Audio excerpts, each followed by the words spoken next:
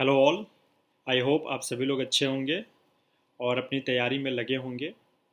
जैसा कि आप सभी लोग जानते हैं कि प्रीलिम्स 2020 का डेट जो है डिक्लेयर हो चुका है और 4 अक्टूबर 2020 को प्रीलिम्स का डेट फाइनल हुआ है।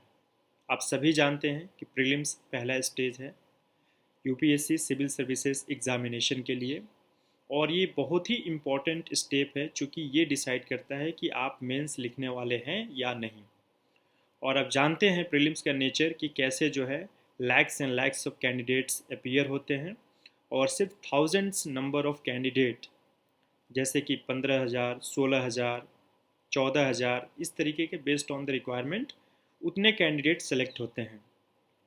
तो ऑब्वियसली प्रीलिम्स जो है काफ़ी टफ स्टेप है और ये क्लियर करना जो है सारे बच्चों का एक सबसे पहला पड़ाव होता है। तो इसके मद्देनज़र आप बहुत सारी चीज़ें मतलब करते हैं, बहुत सारी स्ट्रेटजी बनाते हैं, फॉलो करते हैं और प्रीलिम्स पास करके आप मेंस के स्टेज तक पहुंचते हैं। तो बहुत सारे बच्चों ने क्वेरी पूछा कि सर प्रीलिम्स की प्रिपरेशन आप लोग कैसे किए, क्या किए, कैसे प्रीलिम्स को आप लोग हिट कर देते थे पहले अटेम्प्ट में ही। तो इसके लिए मैं ये बताऊंगा कि हम लोग जो स्ट्रेटजी फॉलो किए बहुत ही सिंपल था। अपने स्ट्रेटजी को आप जितना सिंपल रखेंगे और जितना उसको कंसोलिडेट करेंगे आप प्रीलिम्स के उतना ही करीब पहुंचेंगे। जितना हाई फाई अपनी स्ट्रेटजी बनाएंगे, जितना आप वॉल्यूमिनस चीज़ों को पढ़ने की कोशिश करेंगे, समराइज करेंगे, नोट्स बनाएंगे, कलर्ड करेंगे और दुनिया भर की वो सारी काम आप करेंगे जो कि आपको नहीं करना चाहिए। तो बिल्कुल सिंपल रहिए, बिल्कुल स्ट्रेट फॉरवर्ड रहिए और बिल्कुल टू द पॉइंट हिट करिए, यहाँ भी, ड्यूरिंग प्रिपरेशन भी और एग्जामिनेशन भी, and possibly in real life too. तो इसी के साथ हम चलिए बात करते हैं प्रीलिम्स के बारे में कि आपको क्या क्या बुक्स पढ़ना चाहिए और उससे बिल्कुल आप दाएं बाएं मत जाइए। बहुत ज़्यादा अगर आपके पास टाइम है, ये सब पढ़ने के बाद आप बिल्कुल आपकी कॉन्सेप्ट क्लियर हो चुका है, तभी आप दूसरे जगह जाइए। अदरवाइज आप उतने चीज़ों को पहले अच्छे से कवर करिए।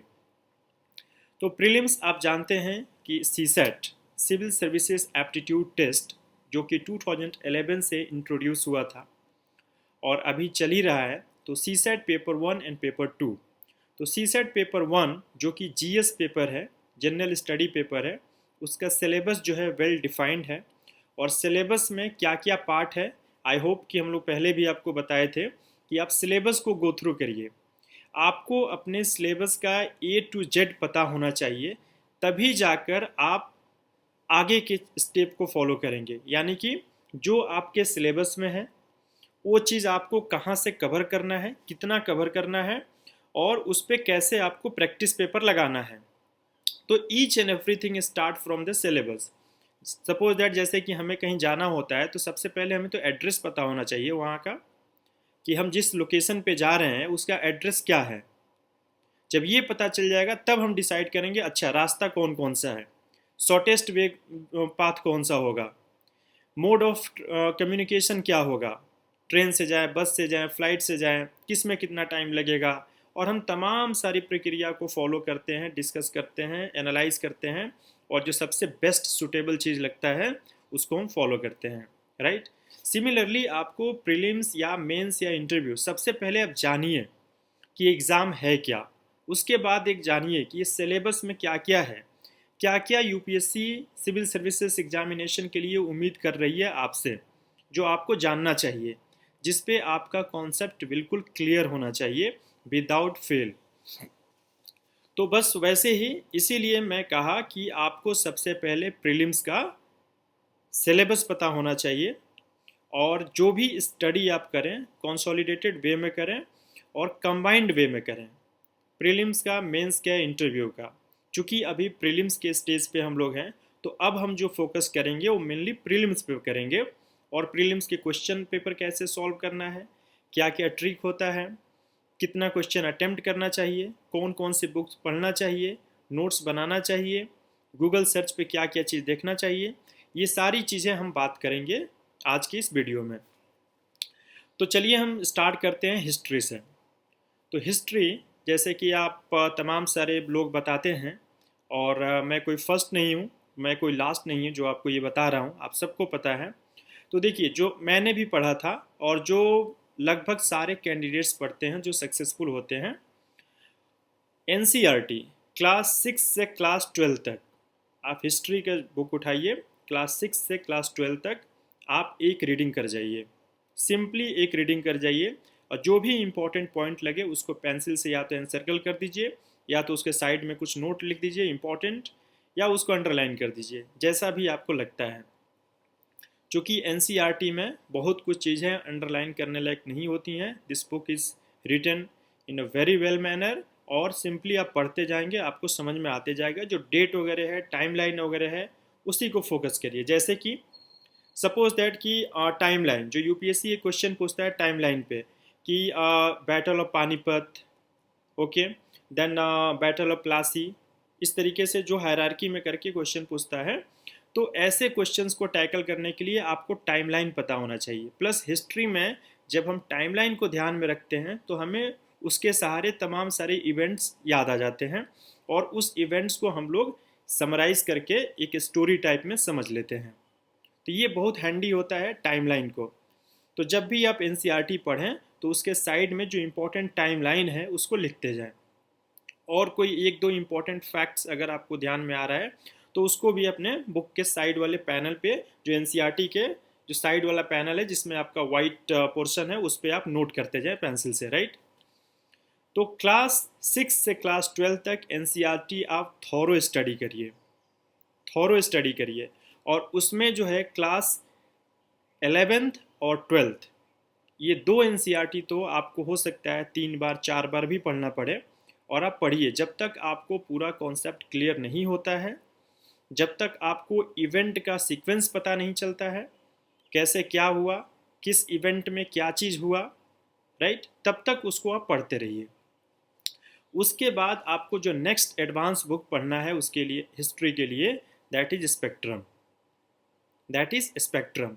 स्पेक्ट्रम का लेटेस्ट वर्जन लीजिए। स्पेक्ट्रम काफ़ी अब बल्कि दिखने लगा है। जब हम लोग प्रिपरेशन किए थे 2013 में, तो काफ़ी पतली सी बुक थी स्पेक्ट्रम। तो ऐसा था कि मतलब जैसे हम लोग पढ़ना स्टार्ट करते थे तो सुबह स्टार्ट किया और शाम तक उसका लगभग 7वां चैप्टर, 8वां चैप्टर, 9वां चैप्टर, यहाँ तक हम लोग पहुँच जाते थे। It is just like a story.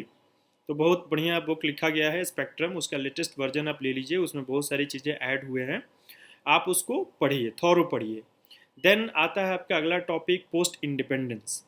Post independence आपका बेसिकली जो है ये मेंस का है, लेकिन अगर आपको टाइम परमिट कर रहा है तो आप इसको पढ़ लीजिए। प्रीलिम्स में भी हो सकता है एक दो क्वेश्चन आपको मिल जाए उसमें से, पोस्ट इंडिपेंडेंस। तो पोस्ट इंडिपेंडेंस इंडिया के लिए आपको बिपिन चंद्रा, ये जो बुक है वो आपको रेफर करना है। और वर्ल्ड हिस्ट्री, जब आप हिस्ट्री पूरा कवर कर रहे हैं तो मेंस के हिसाब से भी आपका ये पूरा कवर हो जाएगा। तो वर्ल्ड हिस्ट्री या विजन आईएएस का जो नोट्स है, आप उसको 2 रीडिंग 3 रीडिंग कर लीजिए, आपको इम्पोर्टेंट इंटरनेशनल जो भी इवेंट हुआ है हिस्ट्री में आपको पता चल जाएगा।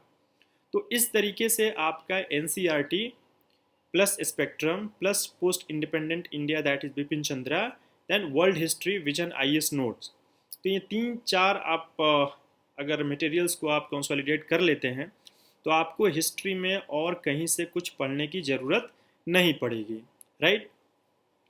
अब हम प्रोसीड करते हैं आर्ट एंड कल्चर पे।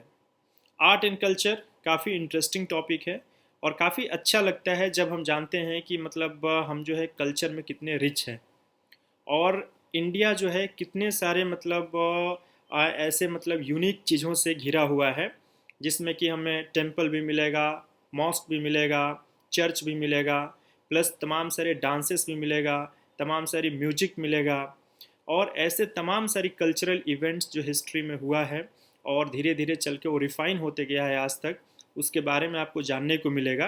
तो काफ़ी आपको मतलब अंदर से एक ग्रेविटी फील होगा कि हाँ, मतलब कितना कुछ है इंडिया में जो कि हम नहीं जानते थे, या जानते थे तो उतना डिटेल में मुझे नहीं पता था। तो आप आर्ट एंड कल्चर जो है बहुत इंटरेस्टिंग टॉपिक है, और उतना ही इंटरेस्ट लेकर आप पढ़ेंगे तभी आपको ये चीज़ें याद रहेंगी। तो इसके लिए भी सिंपल सिलेबस है कि NCERT class 11th, that is an introduction to Indian art. Introduction to Indian art आप उस बुक को कम से कम 3 बार 4 बार स्टडी कर लीजिए। उसमें जो टेम्पल आर्किटेक्चर है, तमाम सारे आर्किटेक्चर है और तमाम सारा जो फाइन आर्ट्स की और भी जो टॉपिक है उसको आप काफ़ी अच्छे से प्रिपेयर करिए और उस पे से डायरेक्ट क्वेश्चन पूछता है यूपीएससी। जैसे कि Nagara style of temple, Dravidian style of temple, है ना, उसमें बिल्कुल एकदम जो जो आपका पॉइंट लिखा होता है उस बुक में उस हिसाब से पूछ लेता है। अजंता केव, एलोरा केव, उसके बारे में डिटेल में आप पढ़िए और क्वेश्चन आना ही आना है उसमें से। तो आप जो है an introduction to Indian art पढ़िए, साथ ही साथ आप नितिन सिंघानिया की जो बुक है इंडियन आर्ट एंड कल्चर पे उसको आप पढ़िए, plus old NCERT class 11th की ओल्ड एनसीईआरटी जो कि ancient India by RS. Sharma, उसको थॉरो पढ़िए। और जो आपका मिडिवल इंडिया है बाई सतीश चंद्रा, 11th की ही एनसीईआरटी है, उसको भी आप थॉरो पढ़िए। इस हिसाब से आपका आर्ट एंड कल्चर सिर्फ प्रीलिम्स के लिए ही नहीं बल्कि मेंस के लिए भी आपका तैयार हो जाएगा। और वो चीज़ें जब आपको रहेगा तो आपके अंदर एक कॉन्फिडेंस रहेगा, इंटरव्यू में भी इस तरीके का जो भी क्वेश्चन होगा आप उसको बहुत अच्छे से टैकल कर लेंगे। तो हमारे पास अभी तक हिस्ट्री हो गया, आर्ट एंड कल्चर हो गया। तीसरा चीज़ जो हमें फोकस करना है वो है ज्योग्राफी। तो ज्योग्राफी के लिए भी आपको एनसीईआरटी क्लास 6 से 10 तक ब्रीफली रीडिंग कर लीजिए। बहुत बेसिक कॉन्सेप्ट है क्लास 6 से 10 तक, जो हम सब लोग अपने स्कूल डेज में पढ़े होते हैं। 1-2 बार की रीडिंग से उसमें जो भी टर्म्स है क्लियर हो जाता है, plus terms and terminology, plus 11th and 12th की जो एनसीईआरटी है उसकी थॉरो रीडिंग करिए, उसके लाइन बाय लाइन रीडिंग करिए। और ख़ास करके जो ओपनिंग स्टेटमेंट है किसी भी पैराग्राफ का उस पर मतलब खासा ध्यान दीजिए, राइट। प्लस जो जोग्राफिकल प्रोसेसेस है, जो जोग्राफिकल टर्मिनोलॉजी है, जो आपका टोपोग्राफी है, टोपोग्राफिकल टर्मिनोलॉजी है, इसको एक एक चीज़ को आप बहुत ही बारीक तरीके से देखिए और उस पर अपना कॉन्सेप्ट बिल्कुल क्लियर रखिए। पढ़ते समय हमेशा विजुलाइज करिए कि ओके अगर रिवर फ्लो कर रहा है फ्रॉम हिमालय टू द सी तो कैसे फ्लो कर रहा है, कैसे कैसे उसका पाथ बन रहा है, मेंडरिंग क्या होता है, इंसीजिंग क्या होता है, तमाम सारी चीज़ उसमें जो टर्मिनोलॉजी दिया हुआ है आप उसको थॉरो स्टडी कीजिए उसको।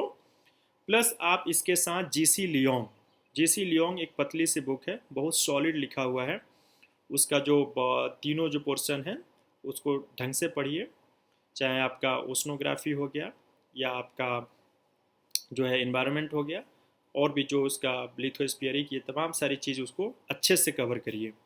है जीसी लियोंग में भी जो टर्मिनोलॉजी दिया हुआ है बहुत ही अच्छे से उसको डिफाइन किया हुआ है। और जब भी ज्योग्राफी आप पढ़िए तो प्लीज़ प्लीज़ अपने साथ एटलस ज़रूर रखिए, अपने साथ एटलस ज़रूर रखिए। एटलस में आप जो है ऑक्सफोर्ड का एटलस ले सकते हैं, बहुत ही ब्यूटीफुली उसमें रिप्रेजेंट किया हुआ है, एक एक प्लेस को काफ़ी क्लियर दिखता है। और आप जब भी ज्योग्राफी पढ़िए एटलस को ओपन करके रखिए, चाहे इंडियन ज्योग्राफी पढ़िए या वर्ल्ड ज्योग्राफी पढ़िए, उसी अनुसार आप उसको एटलस पे रेफर करते रहिए। चौथा हम बढ़ते हैं आगे, तो पॉलिटी आता है। तो पॉलिटी में देखिए एनसीईआरटी जो क्लास 6 से 12 तक है आपको रीडिंग करना ही करना है। बहुत छोटा छोटा क्वेश्चन होता है, बेसिक क्वेश्चन, जो कि यूपीएससी डायरेक्टली पिक कर लेती है एनसीईआरटी से। और हम बहुत जब हाई फाई बुक पढ़ते हैं तो उस शायद उस पॉइंट को हम मिस कर देते हैं या उसमें नहीं मेंशन होता है, because that book is somewhat advance.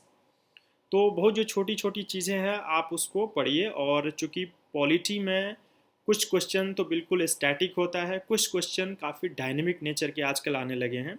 तो उस डायनेमिक नेचर के क्वेश्चंस को टैकल करने के लिए आपको पॉलिटी में कॉन्सेप्ट की क्लियरिटी बहुत क्लियर होना चाहिए। मतलब कुछ भी ऐसा चीज़ नहीं है जो आप रट्टाफिकेशन करके पॉलिटी को टैकल कर सकते हैं। आप उसको अच्छे से समझिए, 2 बार पढ़िए, 3 बार पढ़िए।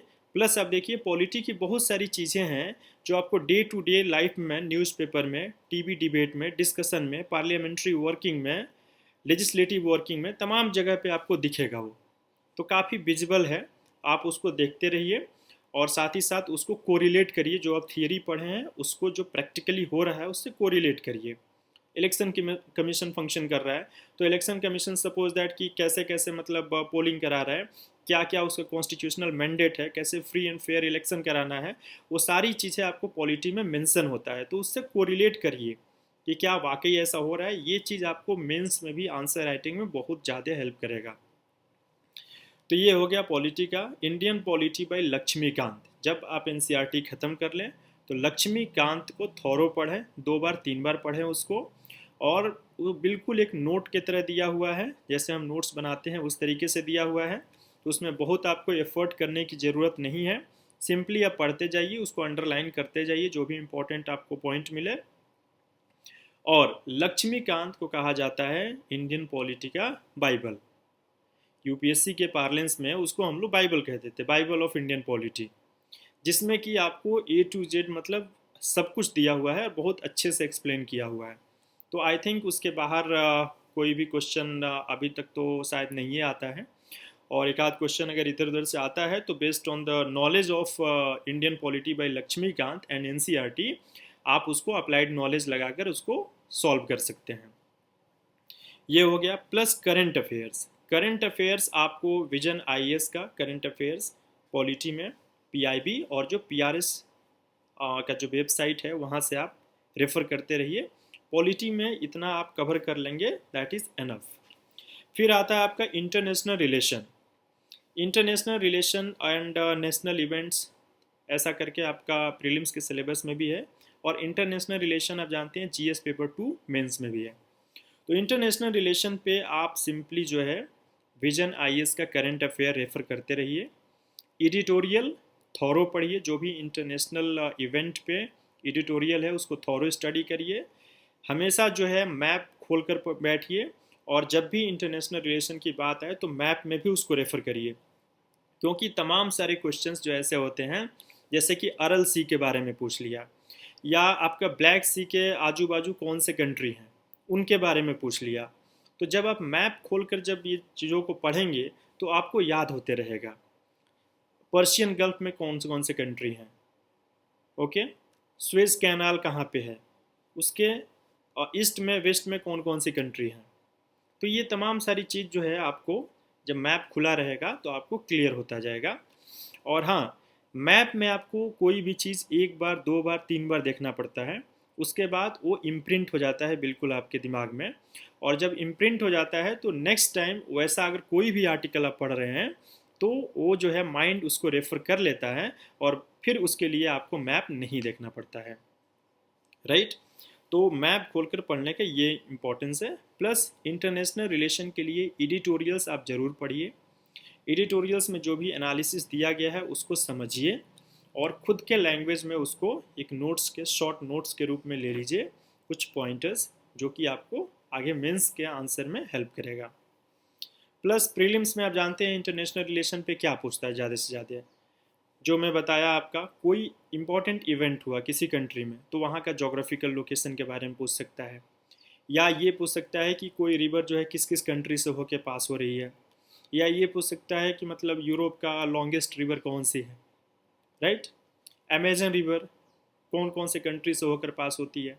तो इस तरीके से मतलब जो इंटरनेशनल रिलेशन जब हम पढ़ते हैं तो उसमें जोग्राफिकल सिग्निफिकेंस ज़्यादा इम्पॉर्टेंट होता है, और इसलिए मैं कहा कि उसको मैप सामने रख कर पढ़ाई करिए, ठीक। नेक्स्ट आपका टॉपिक है इकोनॉमी। तो इकोनॉमी भी बहुत ही सिंपल सब्जेक्ट है, बहुत ही लॉजिकल सब्जेक्ट है, आप इसको बहुत अच्छे से समझ सकते हैं।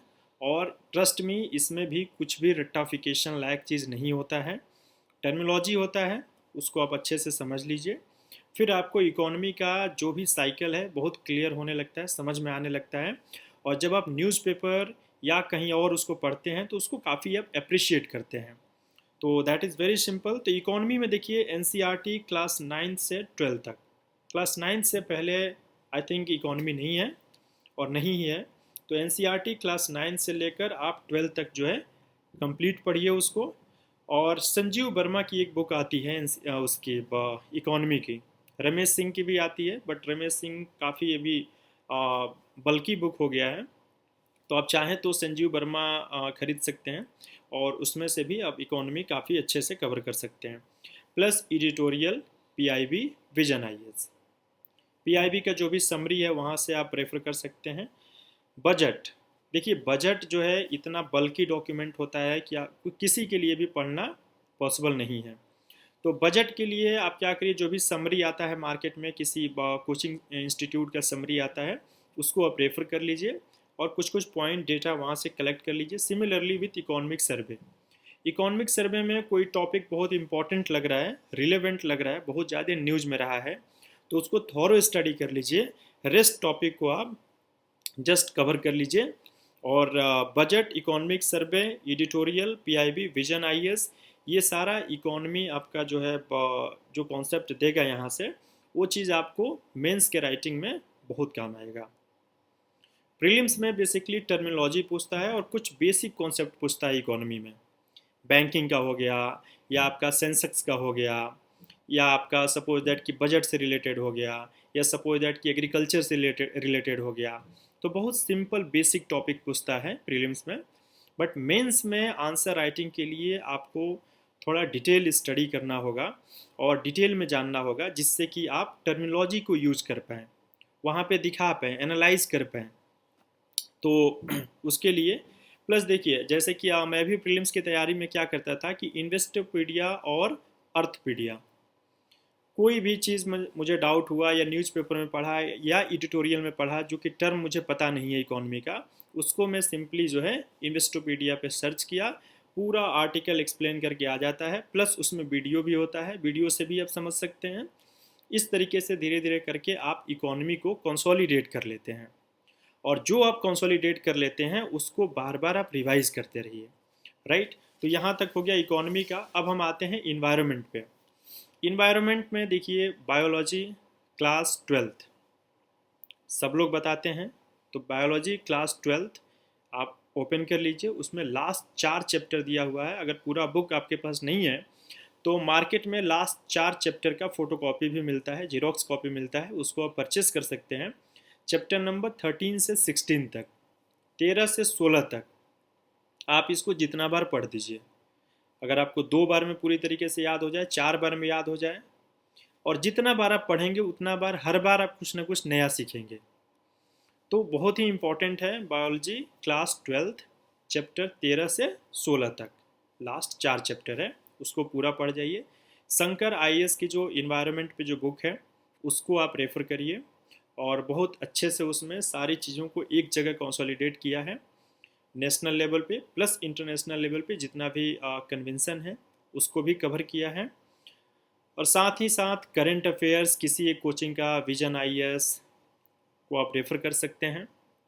तो इन्वायरमेंट काफ़ी जो है चेंजिंग और काफ़ी डायनेमिक टॉपिक है, तो आप जो है जो भी इससे रिलेटेड न्यूज आता है उसको आप थोड़ा इंटरेस्ट रखेंगे जानने के लिए कि क्या है और ये क्यों न्यूज़ में आया, और थोड़ा सा उसको गूगल सर्च करके, जैसे कि खरई कैमल, खरई कैमल जो कि गुजरात के जो कच्छ वाले एरिया में पाए जाते हैं, वो बस एक न्यूज़पेपर में कवर हुआ था। उसके बाद जो है उस पर तमाम सारे एनालिसिस भी आया, तमाम सारे लोगों ने सर्च भी किया, और खरई कैमल जो है उस साल के UPSC के पेपर में आ गया। तो इस तरीके से इतना इम्पॉर्टेंट होता है, जो कि आपको ऐसे ऐसे जो भी आइसोलेटेड इवेंट होते हैं उनको आप ध्यान में रखिए, और उन पर थोड़ा सा गूगल सर्च करके कुछ एक शॉर्ट उसमें पॉइंटर्स में आप उसको नोट कर लीजिए। और ऑब्वियसली एक बार आप पढ़े रहेंगे तो जब भी आपको पेपर में सामने आएगा तो आपके ध्यान में आ जाएगा, और आप फ्लैश बैक करके उन चीज़ों को पूरा रिवाइज कर सकते हैं। अब हम आते हैं साइंस एंड टेक्नोलॉजी। बहुत से बच्चे कंफ्यूज रहते हैं कि साइंस एंड टेक्नोलॉजी बहुत बल्कि है, या मेरा बैकग्राउंड आर्ट साइड का है, मैं साइंस टेक्नोलॉजी में काफ़ी वीक हूँ। तो एक चीज़ का आप ध्यान रखिए, साइंस टेक्नोलॉजी में कभी भी मास्टरी आपको नहीं चाहिए। UPSC बस इतना चाहता है कि आपको जनरल अवेयरनेस आपके पास होनी चाहिए, साइंस टेक्नोलॉजी में आपके इर्द गिर्द क्या हो रहा है उसके बारे में आप जानें, और एज एन एजुकेटेड पर्सन के तरह आप उन चीज़ों को अप्रिशिएट कर पाएँ, समझ पाएँ, राइट। इतना ही उम्मीद रखती है UPSC, और ये आई थिंक कोई भी एक अवेयर्ड पर्सन इतना चीज़ तो जानता ही है। साइंस एंड टेक्नोलॉजी कहाँ से कवर करें, तो सबसे पहले मैं बताऊंगा आप विजन आईएएस का जो साइंस एंड टेक्नोलॉजी का नोट्स है पूरा का पूरा वेल कंपाइल्ड है, आप उसको रेफर कर लीजिए। जैसे कि टॉपिक कुछ बहुत ही हॉट टॉपिक हैं, artificial intelligence, mobile technology, big data analysis और इस तरह का जो भी टॉपिक है, जैसे कि सपोज दैट कि ओवन कैसे काम करता है, या आप सपोज दैट एलईडी कैसे काम करता है, सपोज दैट कि रोबोटिक्स कैसे काम करता है, या नैनो टेक्नोलॉजी क्या है। ये सारी चीज़ें बहुत ही हॉट टॉपिक है यूपीएससी की, और इसमें वो सारी चीज़ें पूछती है यूपीएससी जो एक जनरल पब्लिक के बीच में वो चीज़ें डिस्कस होती हैं, जाती हैं, और हम उसको ओवरलुक कर देते हैं। तो जब भी इस तरह का टॉपिक कोई आपके सामने आए तो उसको थोड़ा सा इंटरेस्ट लीजिए आप, बस उसके आसपास की चीज़ों को आप समझ जाएंगे, जान जाएंगे, और बस आपका काम हो गया। एडिटोरियल जो भी आता है साइंस एंड टेक्नोलॉजी पे, उसको थोरो स्टडी करिए, उसमें कुछ टर्म्स हैं तो उसको नोट डाउन कर लीजिए और उसको रिवाइज करते रहिए। तो ये हम लोग आज डिकोड किए कि प्रीलिम्स क्या सिलेबस, प्रीलिम्स कहाँ से पढ़ें और क्या क्या पढ़ें। तो आज के इस वीडियो में बस इतना ही।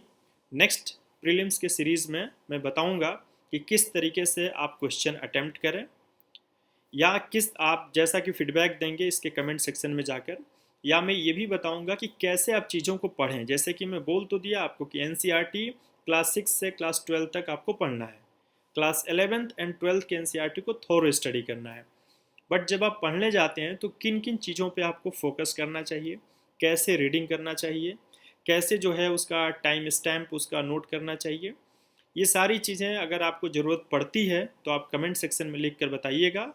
उस पर भी एक वीडियो हम लोग बना देंगे जो कि आपको ये समझाएगा कि किस तरीके से स्टडी करें, किस तरीके से पॉइंटर को नोट करें। सिमिलरली आप जैसे कि प्रीलिम्स के लिए कैसे मतलब टैकल करें क्वेश्चंस को, कैसे काम एंड कंपोज रखें, इस पे भी एक वीडियो हम लोग बनाएंगे। और आने वाले दिन में प्रीलिम्स के बारे में और हम लोग बात करेंगे डिटेल में, कुछ क्वेश्चंस के बारे में भी बात करेंगे। तो ये आपको वीडियो कैसा लगता है, कितना हेल्पफुल होता है आपके लिए, कितना रियलिस्टिक है आपके लिए, आप कमेंट सेक्शन में लिखकर ज़रूर बताइए। किसी भी टॉपिक को पढ़ने में अगर आपको दिक्कत होता है तो उसके बारे में भी आप बता सकते हैं। साथ ही साथ एक चीज़ नोट कर लीजिए कि जो भी आपने सिलेबस डिसाइड कर लिया, जो भी आपने सिलेबस से रिलेटेड आपको टॉपिक पढ़ना है, उसके लिए आपने बुक लिस्ट बना लिया, उसके लिए आपने स्ट्रैटेजी बना लिया कैसे पढ़ना है, उस पर स्टिक रहिए। आपका प्लान एक बार बनना चाहिए, और बहुत अगर मेजर चेंजेस है तभी उसको करिए, बट माइनर चेंजेस है तो उसको उसमें एडजस्ट करने की कोशिश करिए, और बार बार अपने प्लान को चेंज मत करिए। और स्पेशली जब एग्ज़ाम आपके सर पे हो, 1 महीना हो एग्ज़ाम या 20 दिन हो एग्ज़ाम, तो आप तो बिल्कुल ये रिस्क मत लीजिए। जितनी बुक लिस्ट हमने बताया उस बुक लिस्ट को आप थॉरो स्टडी करिए, बार बार उसको आप रिवाइज करिए, उस पर क्वेश्चंस लगाइए, प्रीलिम्स का क्वेश्चंस को आप रेफर करके देखिए, और फिर आप खुद अपने आप से पूछिए क्या कोई क्वेश्चंस इतने सारे रिसोर्सेज के बाहर से आया क्या, या अगर कोई क्वेश्चन इसके बाहर से आया भी तो क्या वो क्वेश्चन करना आपको ज़रूरी था क्या प्रीलिम्स क्वालिफाई करने के लिए। तो आंसर आएगा नो। इतने चीज़ों को बार बार आप कर लेंगे, प्रीलिम्स का क्वेश्चंस पेपर आप सॉल्व करेंगे, टेस्ट सीरीज आप सॉल्व करेंगे, प्रीवियस ईयर पेपर को आप रेफर करेंगे, तो आपका प्रीलिम्स कोई नहीं रोक सकता, आप प्रीलिम्स क्वालिफाई कर जाएंगे। और इसमें हम लोग जो भी बात किए आप इतना मानकर चलिए कि आपका मेंस का लगभग आपका मेंस का जो जीएस का 60% प्लस सिलेबस आपका कवर हो जाता है। इसमें बस कुछ कुछ फीडर पॉइंट है जो कि हम लोग चूँकि बात नहीं किए because it's a prelims special, तो उसमें हम बात करेंगे क्या क्या इसमें चीज़ें हम लोग प्लग कर दें तो मेंस का पूरा सिलेबस कवर हो जाएगा। राइट। तो आई होप आपको ये वीडियो अच्छा लगा होगा, और जैसा भी होता है आप फीडबैक ज़रूर दीजिए। So thanks for watching this, have a good day.